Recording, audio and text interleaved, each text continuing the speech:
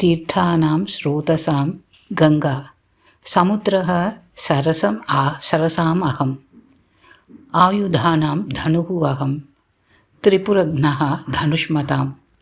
நதிகளில் நான் கங்கை, நீரை சேமிக்கும் வகையில் நான் கடல், ஆயுதங்களில் நான் தனுஷ், சிவதனுஷ் அதுவும் என்கிறார் கிருஷ்ணன் உத்தவ கீதையில். இவ்வரிகள் அத்தியாயம் 19 உத்தவ கீதையில் வருகின்றவை. ராமன் கங்கையை தாண்டி செல்வதாக முடிவு செய்தான். கடலையும் தாண்டி செல்வது என்பது அவன் விருப்பம்.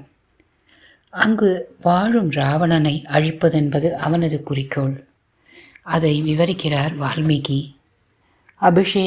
அபிஷேச்சனீகம் பாண்டம் கிருத்வா ராமः பிரதக்ஷிணம் சனைஹி ஆஜகாம சாபேக்ஷோ திருஷ்டிம் தத்ர அவிச்சாலயன். ஆனால் எந்தவித குறிக்கோளும் இன்றி மிகுந்த ஸ்ரத்தையுடன் அபிஷேகத்திற்கு தயார் செய்யப்பட்ட பொருட்களை பிரதட்சிணம் செய்தான் ராமன்.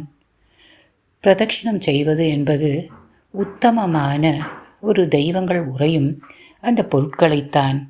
இங்கு பொருட்களோ காத்து கிடந்தன பரதனுக்காக. ஆனாலும் அவற்றை பிரதட்சிணம் செய்து வணங்கினான் ராமன்.